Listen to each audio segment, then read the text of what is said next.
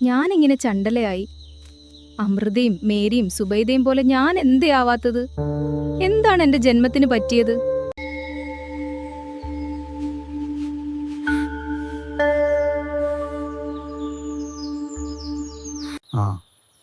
നമ്മൾ ബുദ്ധന്റെ അനുയായികളായിരുന്നു പണ്ട് ഏറ്റവും ഉന്നതർ.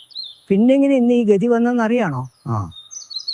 നിനക്കറിയണോ എന്താണ് നൂറ്റാണ്ടുകൾക്ക് മുൻപ് നമ്മുടെ ആൾക്കാർക്ക് സംഭവിച്ചതെന്ന്? ആര്യ സുതദ്ര, അവർ വിഹാരത്തിന്റെ പടവാതിൽ തകർത്തു കഴിഞ്ഞു. നമുക്കു അടുത്തത് ഇങ്ങോട്ടാണ്. നമ്മുടെ ഭിക്ഷുക്കളെ അവർ ചങ്ങലക്കിട്ട് കാട്ടിലേക്ക് വലിച്ചു കൊണ്ടുപോവാണ്. അടുത്തത് ഇങ്ങോട്ടാണ്. ഭയം അജ്ഞതയിൽ നിന്നാണ് ഉണ്ടാകുന്നത്. നശ്വരമായ ഈ ശരീരത്തിന് എന്ത് സംഭവിച്ചാലും നമ്മുടെ ഉള്ളിലെ സത്യത്തെ തൊടാൻ അവർക്കാവില്ല. പക്ഷേ ആര്യേ, അവർ പറയുന്നത് നമ്മൾ ഇനി ഈ വിഹാരത്തിലെ അന്തേവാസികളല്ല എന്ന്. നമ്മളെ ദേവദാസികൾ എന്ന് വിളിക്കാനാണ് അവരുടെ കൽപ്പന. ബുദ്ധന്റെ വഴി ഓർക്കുക, ബുദ്ധനെ സ്മരിക്കുക. ലോകം മുഴുവൻ അന്ധകാരത്തിലായാലും നിന്റെ ഉള്ളിലെ വിളക്കണയാതെ സൂക്ഷിക്കുക. അവർക്ക് നമ്മുടെ ശരീരങ്ങളെ മാത്രമേ മാറ്റാൻ കഴിയൂ, നമ്മുടെ ബോധത്തെയല്ല.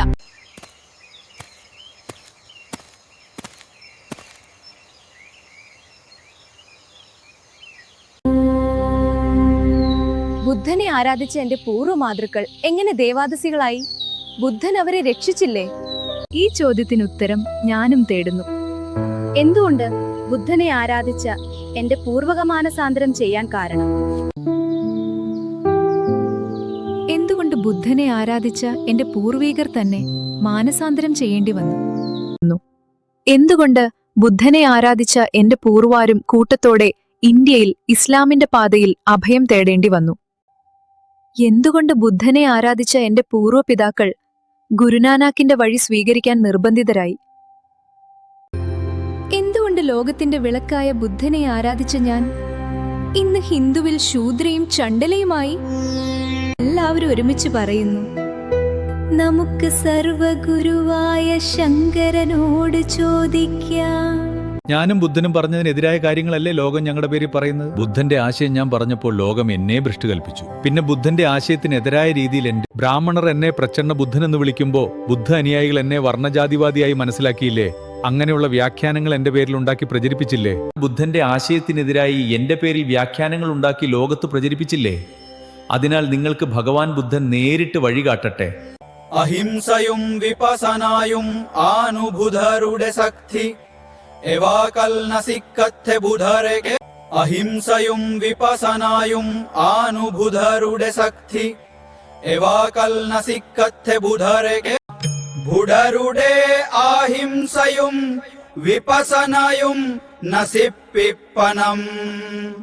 അതിനായി അവരുടെ സംഘത്തിൽ കയാറിപ്പത്തനം, ഹിംസ അവരുടെ അനുഷ്ഠാനത്തിൽ കൊണ്ടുവരാനം.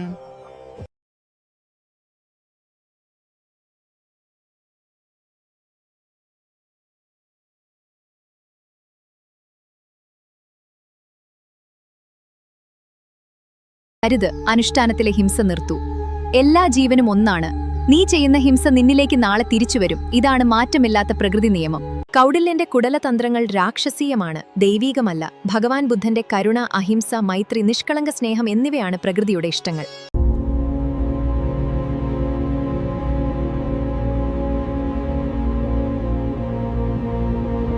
വിപാസന ധ്യാനത്തിലൂടെ ബോധത്തെ ഉയർത്തൂ. ദുഃഖമില്ലാതാവും. അഹിംസ പാലിക്കൂ. പ്രകൃതി അനുകൂലമാവും. പ്രകൃതി അഹിംസയും പഞ്ചശീല തത്വങ്ങളും അഷ്ടംഗമാർഗങ്ങളും അടങ്ങുന്ന ശ്രമണധർമ്മത്തെ പരമപ്രാധാന്യത്തിലെടുക്കാതെ തെറ്റായ പുതിയ അനുഷ്ഠാനങ്ങൾ പിൽക്കാലത്ത് സ്വീകരിച്ചതാണ് പറ്റിയ തെറ്റ്. ഭഗവാൻ ബുദ്ധൻ പറയാത്ത തെറ്റായ അനുഷ്ഠാനങ്ങൾ പിൽക്കാലത്ത് സംഘത്തിൽ നുഴഞ്ഞുകയറിയ ഗുപ്ത സാമാജികർ ഉണ്ടാക്കി നടപ്പാക്കിയവയാണ്. അതിനാൽ ബുദ്ധ ഭഗവാന്റെ യഥാർത്ഥ ഉപദേശം സ്വീകരിക്കൂ. കഴിഞ്ഞതെല്ലാം ശരിയായി വിശകലനം ചെയ്തു തെറ്റുകൾ തിരുത്തി വിപസനയിലൂടെയും ബുദ്ധധർമ്മത്തിലൂടെയും സഞ്ചരിക്കൂ. അത്ഭുതങ്ങൾ നിങ്ങൾക്ക് സംഭവിക്കും. ഭാരതം വിശ്വഗുരുവായത് വിപാസനയ്ക്ക് പ്രാധാന്യം ഉണ്ടായ സമയത്താണ്. ലോകത്തിന്റെ വിവിധ ഭാഗത്തുനിന്നും അറിവിനായി ലോകത്തിലെ ആദ്യ സർവകലാശാലകളിലേക്ക് വിദ്യാർത്ഥികൾ ഒഴുകിയെത്തിയത് വിപസനയുടെയും യഥാർത്ഥ ബുദ്ധധർമ്മത്തിൽ. ഇങ്ങനെയുള്ള വിവിധ ശ്രമണമാർഗത്തിലൂടെ ഉയർന്നവരെയാണ് ക്ഷേത്രങ്ങളിൽ വിവിധ പേരിൽ ദേവതകളായി ആരാധിക്കുന്നത്. ക്ഷേത്ര ആരാധന ഭൗതിക പുരോഗതി നൽകാം, പക്ഷേ ആന്തരിക ആത്മീയ പുരോഗതിക്ക് സ്വന്തം ബോധത്തിലും ജീവനിലും പരിണാമം വരുത്തണം. അതിന് വിപാസനയും ശരിയായ ബുദ്ധധർമ്മവും സഹായിക്കും. അഹിംസ ദുർബലതയല്ല, അത് പരമമായ അനന്തശക്തിയാണ്. ഈ അനന്തശക്തിയുടെ പ്രയോഗമാണ് ശാക്തേയം. പരമമായ അഹിംസ ശത്രുവിന്റെ ഉള്ളിലുള്ള ശത്രുതയെ ഇല്ലാതാക്കും. ബുദ്ധന്റെ വിഗ്രഹം ഭഗവാൻ ബുദ്ധന്റെ ആശയങ്ങളെയാണ് പ്രഖ്യാപിക്കുന്നത്. ഭഗവാൻ ബുദ്ധന്റെ ആശയങ്ങളെ ജീവിതത്തിൽ ഉൾക്കൊള്ളാതെ ബുദ്ധവിഗ്രഹം പൂജിക്കുന്നതിൽ അർത്ഥമില്ലെന്നറിയുക.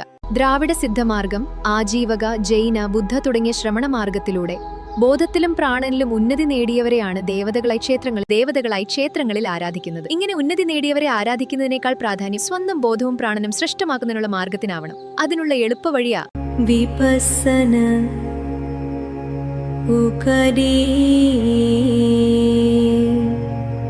എന്നെ ആരാധിക്കാനല്ല ഞാൻ പറഞ്ഞത്. അഹിംസ പരമധർമ്മമായും പഞ്ചശീല തത്വങ്ങളും അഷ്ടംഗമാർഗങ്ങളും തെറ്റാതെ പിന്തുടരാനാണ്. അല്ലാത്തവർ പ്രകൃതിയുടെ നിയമത്തിന് വിധേയമായി ദുഃഖം അനുഭവിക്കും. അഹിംസ, വിപാസന, ധർമ്മം, സംഘം എന്നിവ നിലനിർത്തൂ. അമിതമായ ആഗ്രഹങ്ങൾ ഒഴിവാക്കൂ. ജീവിതത്തിലെ ദുഃഖങ്ങൾ നശിപ്പിക്കൂ.